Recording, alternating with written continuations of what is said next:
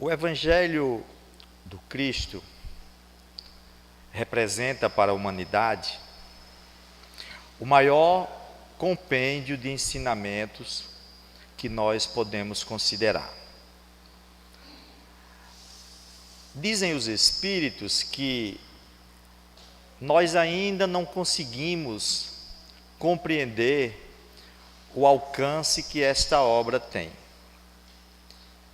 A magnitude e a força que proporciona a renovação e a mudança em cada um de nós e, por consequência, na humanidade, é tamanha que somente aos poucos é que nós vamos tendo conhecimento desta importância.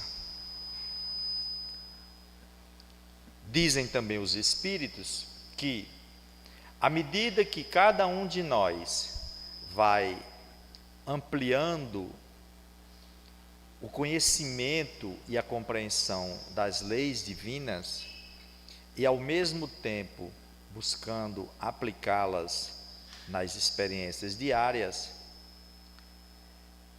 é que este entendimento também se amplia e nós vamos encontrar a beleza radiante e grandiosa que está contida no Evangelho.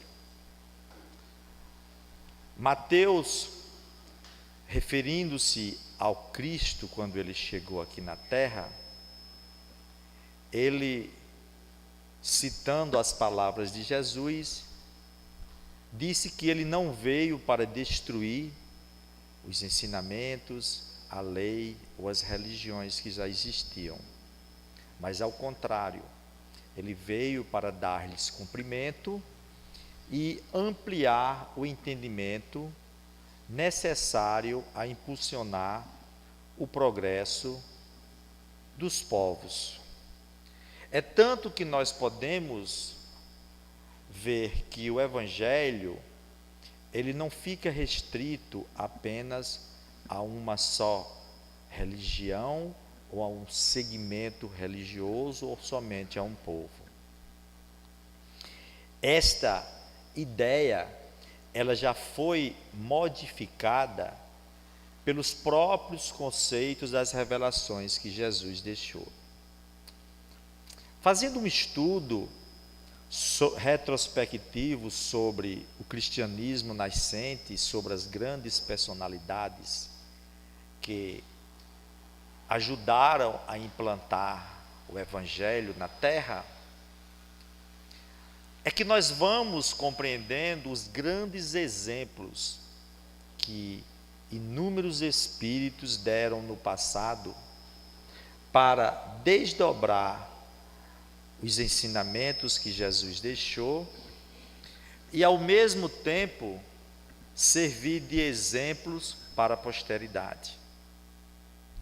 E podemos dizer que, embora em tempos atuais nós estejamos revivendo uma época semelhante, em virtude da renovação de conceitos que a revelação espírita propõe para a humanidade, as circunstâncias são totalmente diferentes daquela época. Os grandes mártires da antiguidade, que renasceram naquela época com esta tarefa, traziam no seu inconsciente o compromisso verdadeiro de ser um colaborador da implantação do Evangelho. Evangelho quer dizer boa nova, ou seja, é uma novidade, uma renovação de ideias, de um caráter benéfico para o ser humano. E é lógico que toda renovação de ideias desperta também a ira ou a revolta dos opositores, ou seja, daqueles que têm o pensamento contrário a estas ideias renovadoras. E aí iniciam-se as lutas coletivas, no intuito de se manter o poder e o controle das massas, e as lutas individuais que cada um realiza em si próprio para superar as suas próprias imperfeições. Em relação às primeiras lutas, essas lutas coletivas, é o reflexo claro, plausível, do orgulho e da inferioridade de uma sociedade que vivia mergulhada na sede do poder, do usufruto de bens que não lhe pertenciam para manipular uma sociedade. Isto foi o que Jesus mais combateu. Foi esse tipo de ideia. Mas o segundo tipo de luta, que é esta luta individual, é o que o apóstolo Paulo, um dos grandes exemplos de transformação e de renovação no cristianismo primitivo, chamou de o bom combate. Já exortando para cada um de nós as lutas que teremos que enfrentar no dia a dia. Lutar contra as nossas próprias imperfeições. Se alguém acha que essa luta é fácil, engana-se. Porque exige muita coragem, dedicação, persistência, humildade e resignação. A frase que foi lida na introdução da reunião de hoje, quando o apóstolo Paulo recomenda-nos em tudo dar graças, é um dos exemplos que ele tira das suas próprias experiências, porque não existe na história do cristianismo primitivo um exemplo de mudança e de renovação do quilate da transformação de Saulo de Tarso em Paulo de Tarso.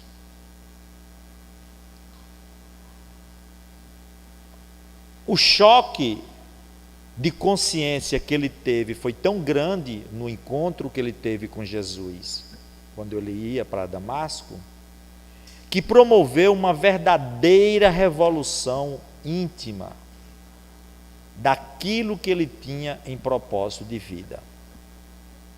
Nós podemos dizer que todos nós temos os nossos encontros de Damasco, em proporções diferentes, de acordo com as provações, as expiações, as lutas e os conflitos existenciais que nós temos que enfrentar na vida. Mas a capacidade que cada um vai revelar para superar e vencer estas lutas, isto é o que é mais importante. E é o que diferenciam as pessoas.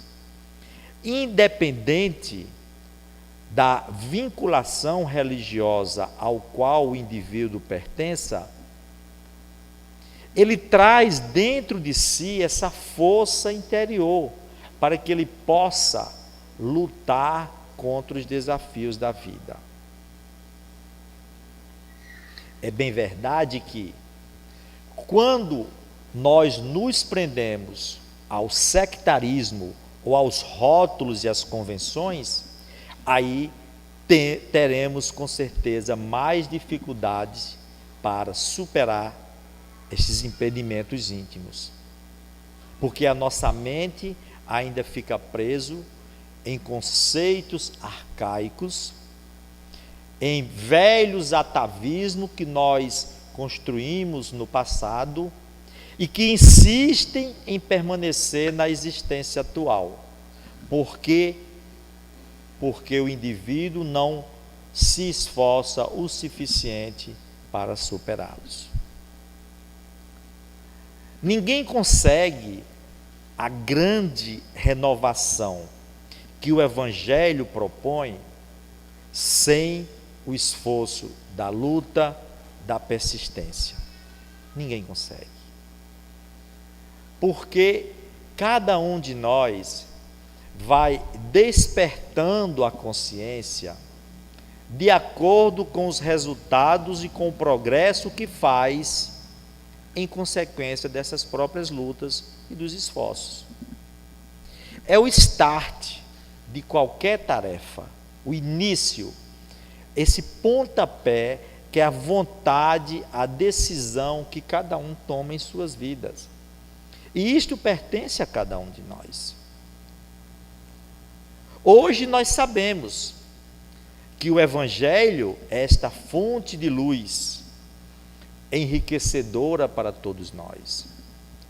Mas, repito, como dizem os Espíritos, cada um vai absorvendo ou compreendendo esta fonte de luz renovadora de acordo com a posição evolutiva que ele se encontra, ou seja, com o nível de consciência ou de despertar para as realidades da vida, no campo do aprendizado intelectual e moral.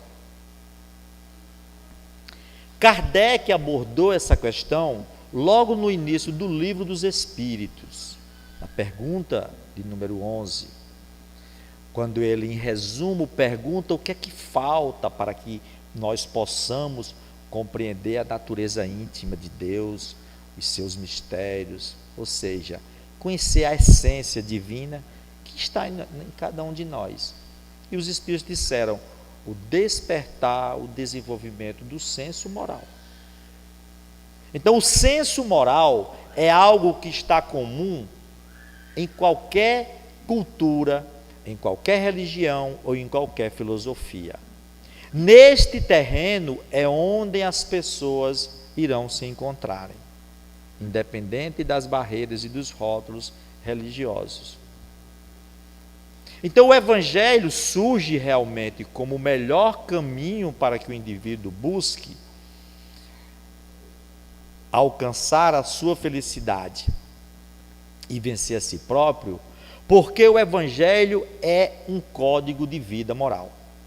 É o maior código de vida moral que a humanidade já recebeu, que é resumido numa simples frase: amar a Deus sobre todas as coisas, ama o próximo como a si mesmo.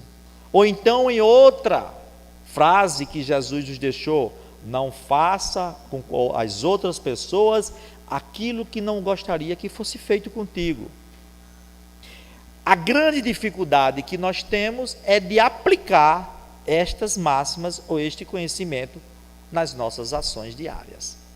E às vezes nós enfrentamos situações, seja no trabalho, seja dentro da família, ou na sociedade, na casa espírita, em qualquer local, onde os conflitos de interesse surgem.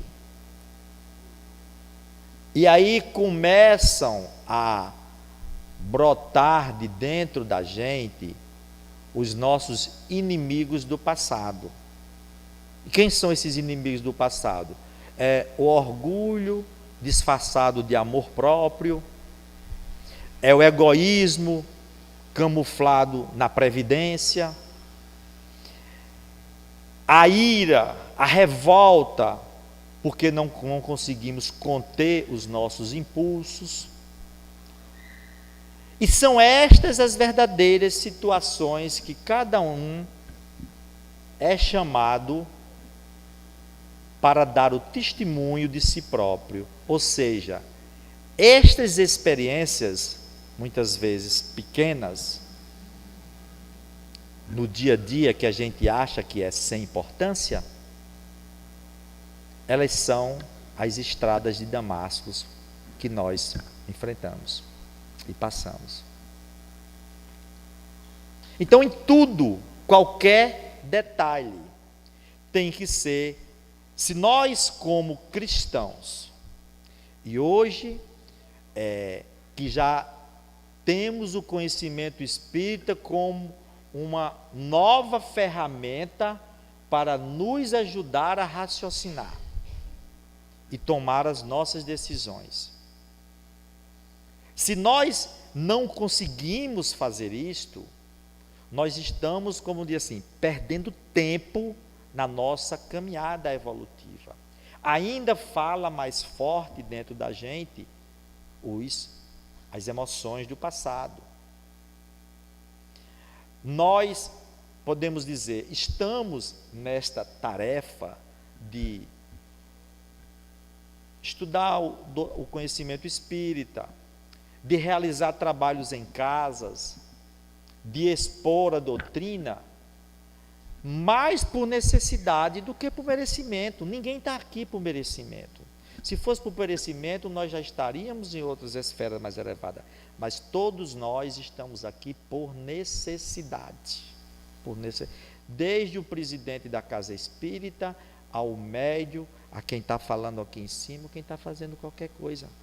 Somos todos aprendizes. Somos o que está lá no Evangelho, os trabalhadores da última hora, que assumimos compromisso com Jesus de vir fazer a tarefa que deixamos de fazer ontem, fazer agora. Mas não importa, porque na própria parábola dos trabalhadores da última hora, Jesus fala que o salário será igual para todos, ou seja, que sejamos trabalhadores de última hora, mas que procuremos realmente realizar o trabalho com eficiência. E aí nós temos todas as regras dentro desse evangelho, que irá promover essa verdadeira revolução, entre aspas. Não é mais uma revolução externa, como já foi no passado e foi responsável por muitas mortes, mas a revolução interior, que cada um tem que fazer dentro de si, tentando lutar contra essas tendências. Não vamos enumerar aqui, porque são muitas, e cada um é que vai identificar. Às vezes nós conseguimos vitória em uma, o meu companheiro consegue vitória em outra. Isso para nos mostrar que cada um tem um caminho diferente e que ninguém deve julgar ao outro. Se nós podemos julgar, é somente a si próprio. Nesta análise que cada um tem que fazer das suas próprias imperfeições. Porque a vida segue o seu curso. A vida, ela é eterna, o espírito, ele é imortal, e as existências encarnatórias, elas são transitórias. Nós entramos na vida quando nascemos, como reencarnamos, como a gente entra num trem, no vagão de um trem que segue o percurso de uma cidade para outra. Nós embarcamos lá no berçário e vamos desembarcar no túmulo. Isso aí não temos do que discutir. O que importa é o percurso. É no percurso que cada um vai construir a sua história, podemos dizer.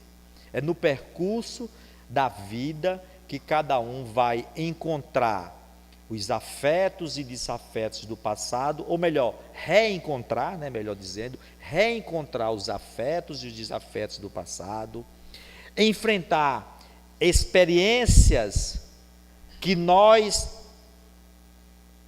fraquejamos no passado, mas num contexto novo, mas a experiência é a mesma, dentro deste reencontro, para que cada um possa dar o testemunho de si mesmo, como está no Evangelho. Então, nesta tarefa de estudar o Evangelho, extrair as pérolas de orientações que tem lá dentro e aplicar nas nossas experiências diárias, é aí onde está a grande luta que cada um de nós tem que fazer. Repito, é fácil? Para alguns pode até ser, mas e é mais fácil ou mais difícil de acordo com o progresso que cada um já realizou e com os esforços que continuamos fazendo na existência atual. Às vezes algumas pessoas têm uma facilidade imensa de não se ofender. As pessoas dizem, fulano é frio, fulano não se exalta, não se altera. Às vezes aquela pessoa não consegue guardar mágoa nem rancor de ninguém. Isso é o fruto de um progresso já realizado. E ele está aqui, vivenciando essas novas experiências para adquirir outras qualidades e, ao mesmo tempo, a sua atitude serve de espelho para outros, para um irmão, para um vizinho, alguma coisa. Então, se nós ficarmos atentos, nós vamos encontrar muitos exemplos dentro de casa. Aí, aquela pessoa, muitas vezes, ele já pode ter num outro campo, ele pode não ter progredido tanto, mas aí nós vamos aprendendo na vida social, em comunidade. Daí a necessidade da convivência. Por isso que os Espíritos dizem, viver é fácil, conviver é que é mais difícil, porque quando chega na esfera da convivência, aí o meu direito termina, onde começa o direito do outro, aí eu tenho que respeitá-lo e aceitá-lo como ele é, e não como eu gostaria que ele fosse. Então, esses princípios básicos, que refletem a maturidade de uma sociedade, eles vêm de lá de trás, que foram sedimentados mesmo com a revelação do Evangelho. Na renovação, na proposta de renovação que Jesus trouxe para a humanidade, numa época de uma sociedade endurecida, orgulhosa, prepotente e que se achava dona da verdade. Como disse os próprios apóstolos, ele veio para os que eram seus e não o reconheceram e o mataram. Quando você analisa a história do cristianismo primitivo, nós vamos observar que quem crucificou Jesus, quem crucificou os apóstolos, quem tentou combater o Evangelho, foram aqueles para quem Jesus veio, que se consideravam donos de uma verdade absoluta. Mas aí, como a gente falamos antes, o Evangelho é tão grande, que ele não poderia ficar circunscrito apenas a uma localidade.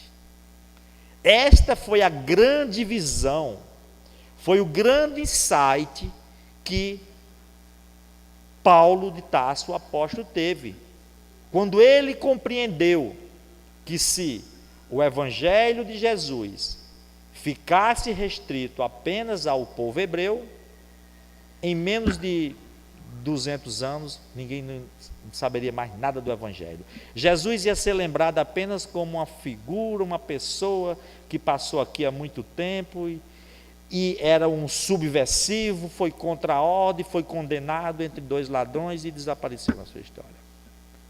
Mas aí foi quando ele teve o grande insight de buscar levar a mensagem para outros povos. Depois de uma visita que ele fizera a Jerusalém, já 4 anos depois da sua conversão, e vendo que a igreja estava se acabando, Pedro tinha sido preso, Tiago tinha sido expulso, João tinha sido expulso, Tiago estava se deixando mais uma vez influenciar pelas ideias antigas, do passado, do Pentateuco, que assim ele viu que ali não ia ter muito futuro, porque ficava circunscrito, e aí ele busca, junto com outros colegas, com Barnabé, e foi em busca de levar essas outras ideias. Então, o Evangelho é isso, é esta fonte inesgotável, porque a cada dia que a gente lê, que a gente aprofunda a sua interpretação, nós vamos descobrindo algo novo que se aplica em nossas vidas. E sabe qual é o momento que o Evangelho realça mais para cada um de nós, que a gente vê a grandiosidade da sua beleza? É exatamente durante a dor e o sofrimento. Jesus disse: eu vim para os que estão doentes e não para os que estão sãos.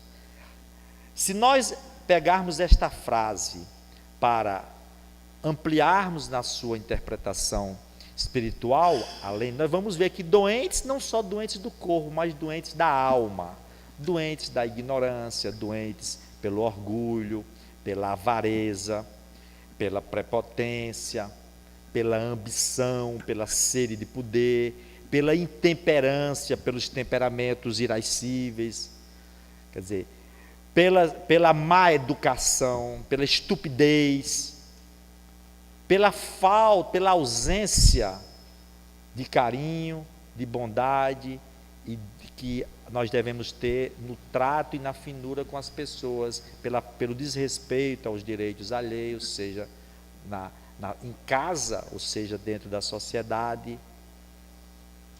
Aí é que nós vamos ver que durante o momento da luta e do momento da dor, é que nós, como foi Santana falou no início, é na hora da dor que a gente se lembra de Deus.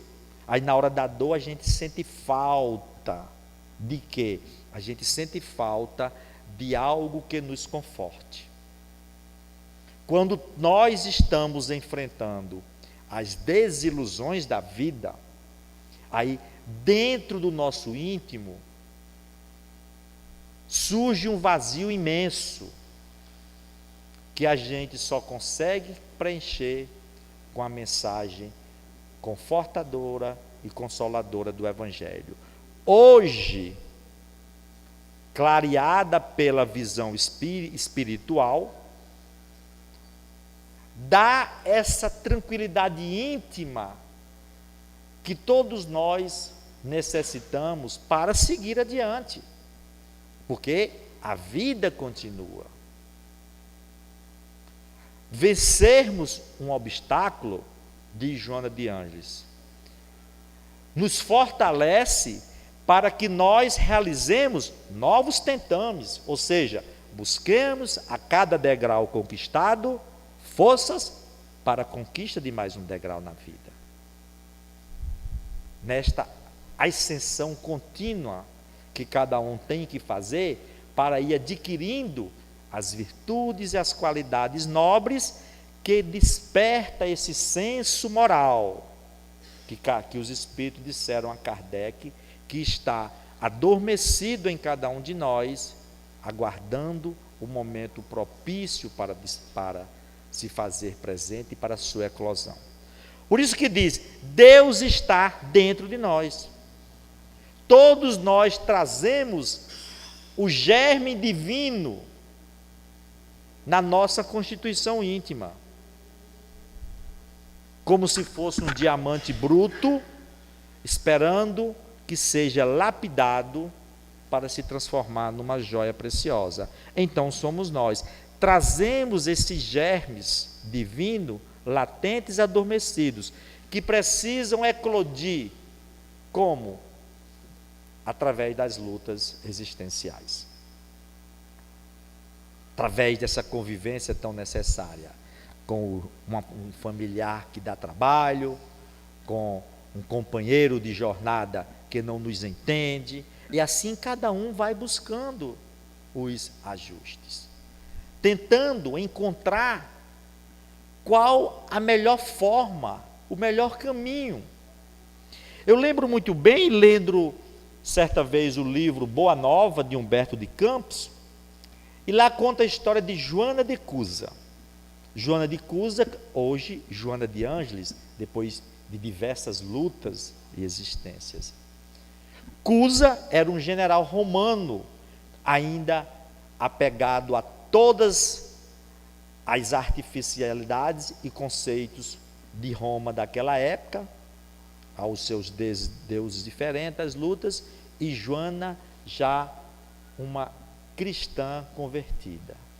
Conheceu Jesus, foi contemporânea, assistia às reuniões depois dos cristãos nas catacumbas, e falava, vivia uma dificuldade imensa dentro de casa, porque ela queria que Cusa compreendesse a renovação da mensagem que Jesus estava trazendo, mas Cusa, além de não aceitar, ainda queria impedi-la de professar as novas ideias e a nova fé.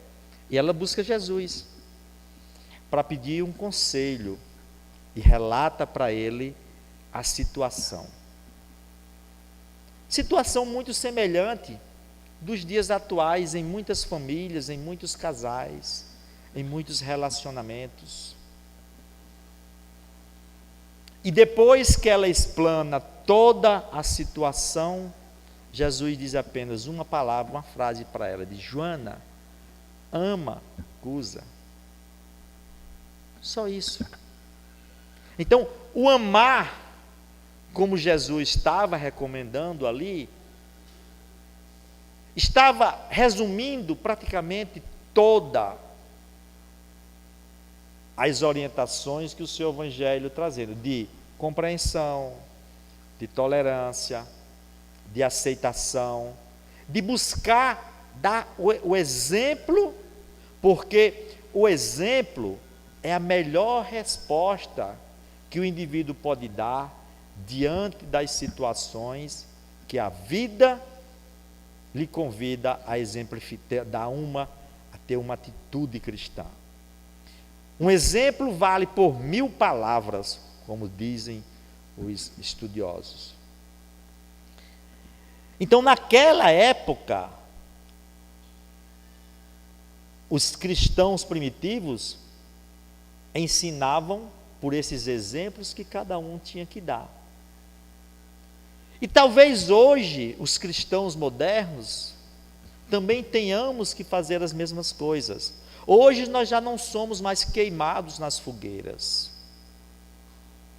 Joana fora queimada na fogueira naquela época, por aceitar o cristianismo e não renegar ao Cristo. Mas hoje nós temos outras fogueiras que podem queimar-nos na nossa consciência, através do remorso, da consciência de culpa, do arrependimento, quando nós não conseguimos ser fiéis às disciplinas, aos compromissos cristãos que estão dentro do Evangelho. Então, ser cristão, ou realmente mergulhar na essência do Evangelho, e na revelação nova que é o da doutrina espírita, não é uma tarefa fácil para aqueles que começam a despertar. Porque cada passo fora da linha acende uma luzinha na consciência do indivíduo. Opa!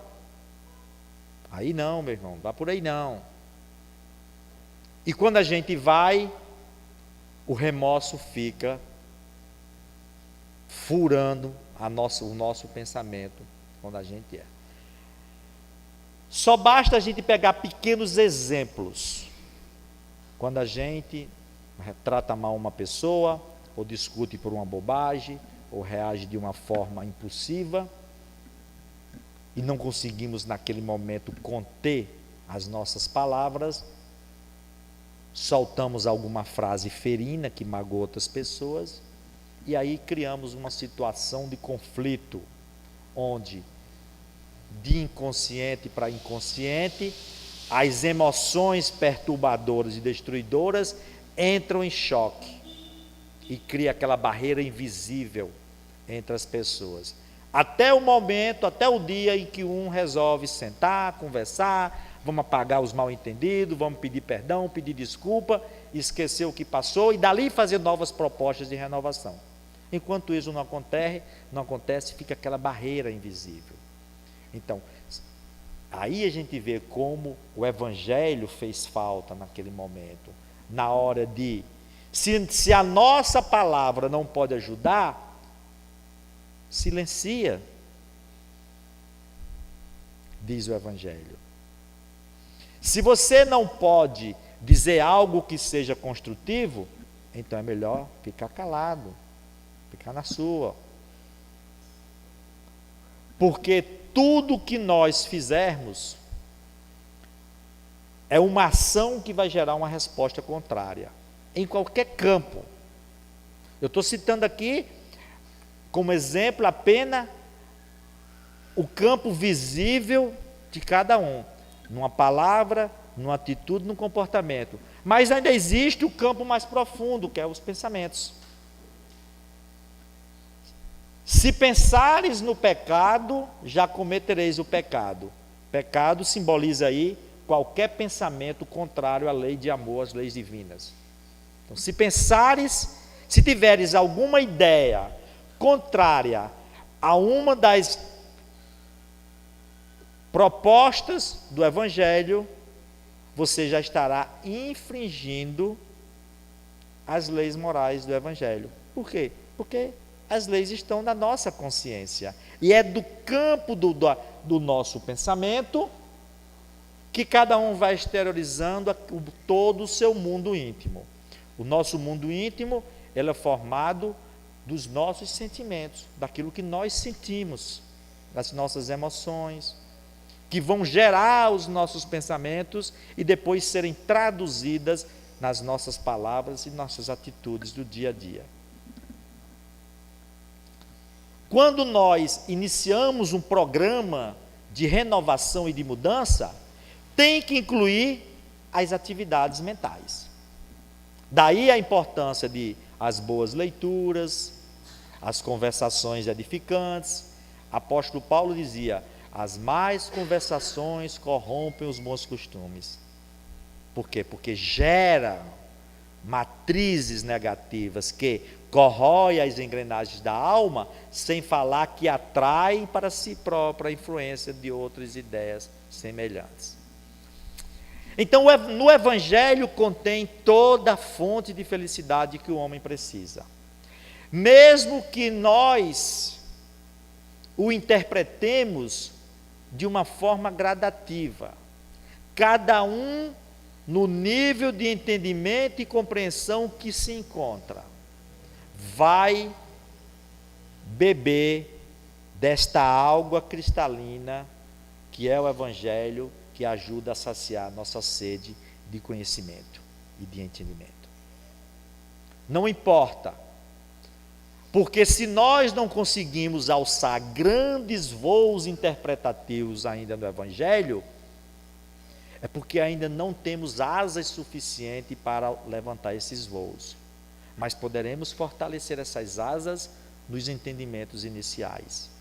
O que não podemos abrir mão é da boa vontade, do desejo sincero, da humildade e da simplicidade em reconhecer a nossa pequenez, de nos reconhecermos como irmãos, como companheiros de jornada, onde ninguém é melhor do que o outro. Estamos em situações, em posições sociais diferentes, mas essas posições sociais são transitórias. Elas mudam de encarnação em encarnação. Porque, na realidade, o que prevalece no indivíduo como conquista maior é o que ele é como pessoa. Aí sim, é quando ele conduz os verdadeiros tesouros, como disse Jesus: buscai amealhar os tesouros que nem as traças corrói, nem a ferrugem consome. São os tesouros morais, são estes tesouros, que uma vez conquistados, farão parte do nosso mundo interior, da nossa, entre aspas, poupança espiritual, que cada um vai levar ad infinito. E ninguém tirará isso daí de cada um de nós. Este aprendizado moral que nós vamos adquirindo gradativamente em cada existência. E como o Evangelho tem as melhores regras e orientações dentro de qualquer filosofia que a humanidade já teve acesso, é para ele que nós temos que nos voltar.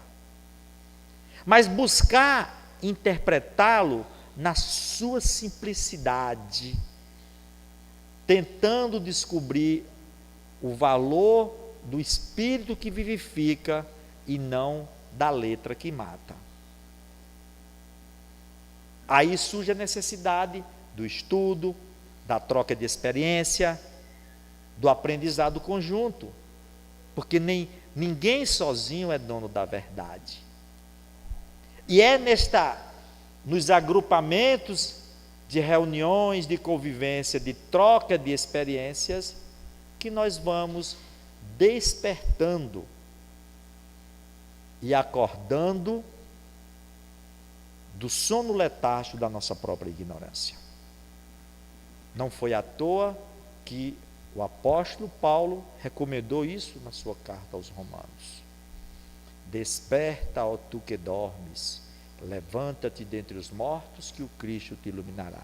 Ou seja, o despertar da consciência é quando nós nos conscientizamos do nosso verdadeiro papel aqui, nesta encarnação, e começamos a lutar pela nossa própria melhora, pelo nosso próprio progresso espiritual. Levantar dentre os mortos é exatamente assumir o controle da sua própria vida, para tomar decisões conscientes, não mais impulsionadas pelas emoções, mas sim determinadas pela lógica, pelo raciocínio, pelo bom senso, por uma fé raciocinada. Não é mais a fé cega que nos impulsiona, mas sim a fé raciocinada nos princípios cristãos que Jesus deixou-nos como bússola.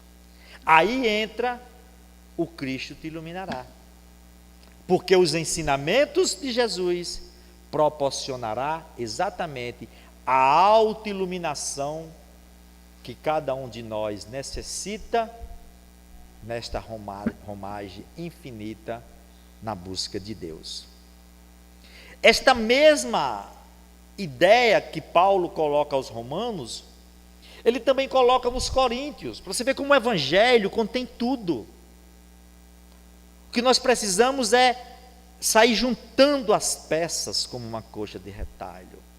Jesus, na sua carta aos Coríntios, Paulo, na sua escrevendo aos Coríntios, ele diz: renovai-vos pela vossa mente, ou seja, ou pelo vosso entendimento, dependendo da tradução, para saber qual é a boa e agradável vontade do Senhor. Boa e vontade e agradável vontade do Senhor são as leis divinas, as leis de Deus. A vontade de Deus, que nós lemos no Evangelho, é sinônimo de leis de Deus. Renovai-vos pela vossa mente. Por que a renovação? Renovar o entendimento, renovar a nossa mente, é despertar a consciência para estas novas ideias.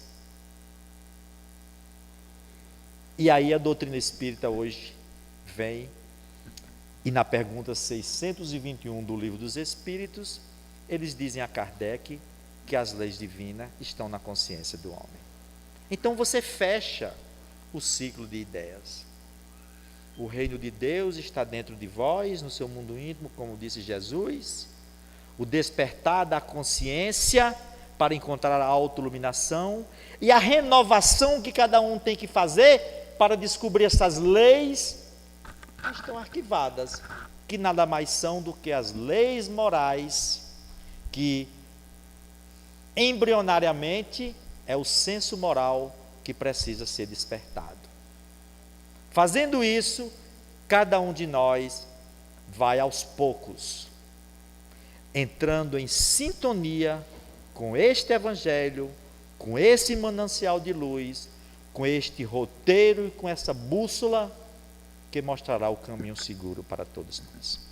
Que Deus nos abençoe, que Deus nos ampare, que Deus nos fortaleça, para que não desistamos.